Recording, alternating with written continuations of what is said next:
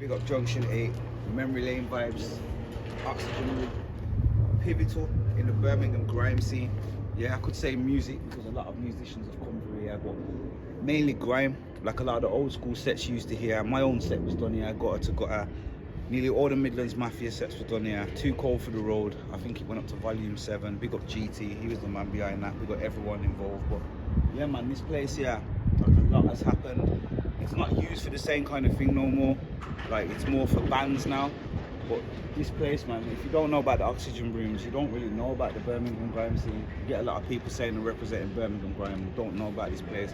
Obviously, I respect that some man were too young to even come here, so they wouldn't know about it. But the real foundation, concrete, rugged era, this is where it started, you get me? It's like Oxygen Room still.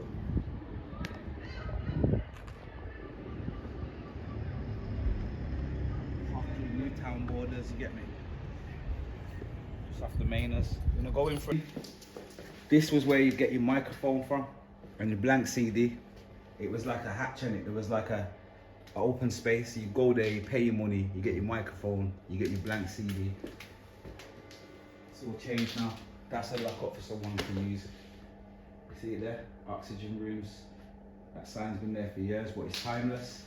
So like, yeah, these two rooms here, like, I don't think people understand, because some won't know, but you know how much sets got lit down in here? Like, if I start mentioning names, it's gonna be too much, but like, NODB used to be in here a lot. Like, I've seen Nado on your thing. Nado used to come here, Triller used to come here, MDK, obviously, my old crew, Midlands Mafia. This room as well, I'd say, for me personally, most of the bad boy sets happened in here still. So this room's nostalgic. And Lady Leisha, this is the first place, apart from my one studio that Handsworth, that I bought Lady Leisha. And we done back-to-back sets here. We did a Sidewinder set, it got on the Sidewinder raw pack. This place here holds many memories. Obviously there was a, not obviously, but there was a pool table at the back. But the managers just like changed it round. It's more of a business enterprise now. And every room you see, bar the one that I showed you down there, is a lock-up. So like, you've got bands coming in here, they pay monthly, and you know, like it's still got the place going. But yeah man, this place is foundation. That's a rehearsal room as well. Obviously that's for the Children's Trust, where we work with the young people and stuff.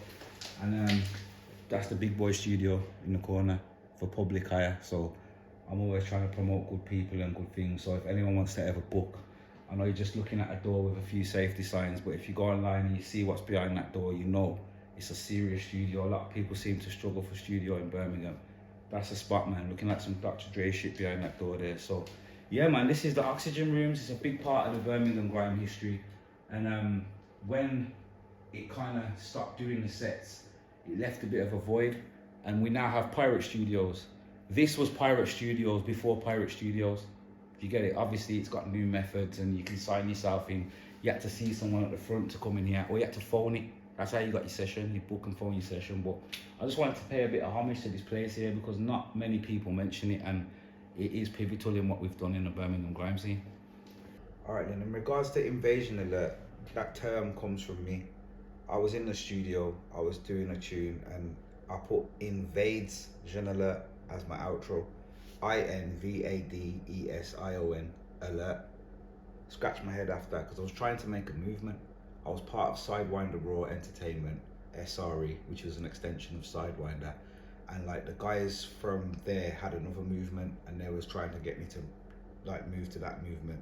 But I wanted my own because I'm a leader and so I can't just follow suit. Even though I was part of SRE, that was a high thing. So after coming out of the booth, I thought that's it. But bar the DES, because that's specific to me, isn't it? Like I was saying, Invasion Alert, not invasion. So then I thought, take them letters out and let's have invasion. And what we was looking to do at the time, because there's a lot of rejection from London mainly at the time, even though some of the man them did mess with us. I wanted to just invade the scene.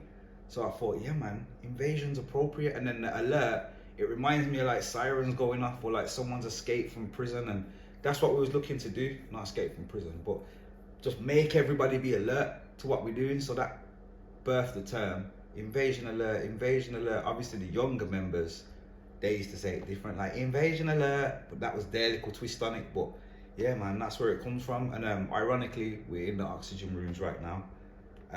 Just want to just take a little walk this way. See this room? The first ever official invasion set took place in this room, and I spoke to the managers and stuff, and I literally had about 30 man in here. There's supposed to be 7 man per room, if that. I had about 30 man. Not everyone made it through in the end. Like, there was different tiers. That's how I wanted it. I wanted like the lower that would then evolve, and do you know what I mean? But like, I think the lads here kind of all got at me individually, like, nah man, that's dead weight. And what I was trying to do is be a leader of a team of leaders. That sounds mad, because like, I'm not trying to dictate and tell man what to do. And I was probably a bit too laid back with it, because, you know, some great things came out of Invasion, but all I was trying to do is let everybody have their mouthpiece. Because, you know, I've been in like situations before where it weren't like that. So I wanted it to be fair, but I had to get rid of, I would never call them dead weight in my opinion, because everybody had something to bring to the table. But with respect to my senior members, I cut a lot of people out of it. It would have been even bigger than it was. People couldn't keep up with what we was doing with the lineup we had. Do you know what I mean? We'd do SBTV ciphers and that, and like, there'd be loads of us. There'd be a good 10 man to rotate, so you'd have to wait your time to come back around. But yeah, Invasion actually started, say 08, it started. 09 we started to get busy. 08 was when I drafted everything. I had that name down from the studio. I started to put a rough list of members. We had all sorts of people in Invasion. Obviously, people know of JK, he's done really well. Socks still reps it to this day. It's attached to him, he loves it. So you'll hear him saying Invasion Alert, Hitman. We had Daps and Tazzle at one point as well. Even Leisha, because, you know, me and Leisha go back, we've done a lot of work together. So she was a key member at the start. But I understand certain people just had to drift off and look after number one and do what they was doing. I respect it. But yeah, man, the members, we had C-Dash from Leicester, his brother Al-C. I used to be in Midlands Mafia with him. We had Mini Daps. He was part of, no, he weren't YTM. His brother used to be a part of YTM. Scully Daps, Shatter, Pozla, Giggler, they were sick. So I had crews within Invasion. Invasion, in the end, it looked compressed like some yardweed. Like, we just one little crew of 5, 6 man, 10 man, whatever. But originally, I had, like, in my opinion, I had Deep Dark, which was Hits, Mystery. I had YTM, the names I just mentioned. I had Live and Direct, which was Hazman, Zilla, Grim, Kazi, Smirky, Bridgeman. So there was different factions in the thing. I was trying to build a big movement, not just a grime crew. And then I think by the end of it, we were just looked on as a grime crew. But it weren't just that, do you know what I mean? There was more depth to it. Rest in peace, Deps. He was a key member. I know I'm going to get in trouble now because I'm forgetting people's names. D2 was a member.